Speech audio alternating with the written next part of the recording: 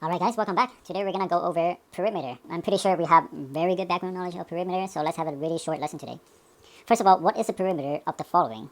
Okay, note that in this case we're actually not given any number, so I hope that from now on we are more and more comfortable of representing something in terms of letters or unknowns or x or y or z instead of having to actually give out a final answer as a number. So let's get started. For square, you know that you're given that this is s. That means all of the others should be s as well. What is your perimeter? Your perimeter is 4 of those s's. Right, so P equals to 4s. Right, my perimeter in this case is 4s. Second, you are given an L. That means this one has to be L as well. And then you're given an W.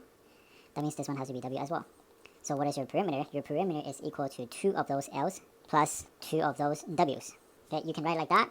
Or you can write like this. P equals to, factor out the 2, we got L plus W. Okay, third one is actually quite straightforward. You basically just need to add up all 3 sides. Okay, so the perimeter is equal to A plus B plus C in this case, and we're done. Okay, I'm going to give you 2 examples for today. The first one is from the Haese textbook, page 217, question number 3. Well, you know how to find perimeters. Basically, just add up all the sides. But sometimes they don't give you all the sides. They expect you to figure some of them out. And especially, there's a kind dude over here reminding us Pythagoras Theorem. And we learned that last week, so let's use that. For part A, you are going to find out this length because they don't give it to us. Okay, so what is this? According to Pythagoras theorem, we have x squared equals to 12 squared plus 5 squared. Therefore, we have x squared equals to 144 plus 25. That's equal to 169 x squared. Your x is equal to square root of 169. Remember, we also actually should have a minus root 169 as well, but in this case, we dropped that because we're talking about length over here. Square root 169 is going to give us 13. That's why my perimeter is equal to 13 plus 12 plus 5. And the answer is 30. Question number 2. We need to find out this length over here. So let's have a little, helping line over here. So imaginary line. Because this is equal to 4, so that means this guy over here should be also equal to 4.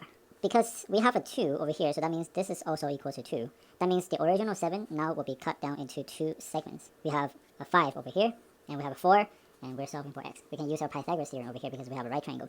So we have x squared equals to 4 squared plus 5 squared. Okay, so what is that? X squared is equal to 16 plus 25, and that's equal to 41. And in that case, x is equal to plus or minus 41, but we only take the plus for this case. That's why our perimeter is equal to square root 41 plus 2 plus 4 plus 7. And we're done. This square root 41 is what we got from the green.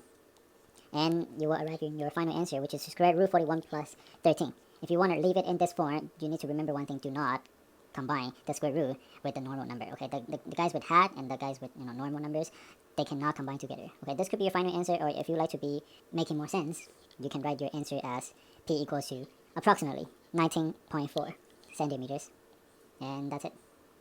Question number 2, we need to write our perimeter and giving our answer in the simplest form. Okay, again, pause the video, and whenever you're ready, you can come back together. So this question requires us to write our perimeter in terms of x. Okay. First of all, if you have these 2 dashed lines over here, that means these 2 lengths has to be exactly the same. That means if you have an x plus 3, then we should also have x plus 3 over here. That means the perimeter is x plus 3 plus x plus 3 plus x minus 1. Okay, we're collecting the like terms, we're collecting all the x's. We have 3x plus 3 plus 3 minus 1, that's plus 5. And that's our answer, 3x plus 5.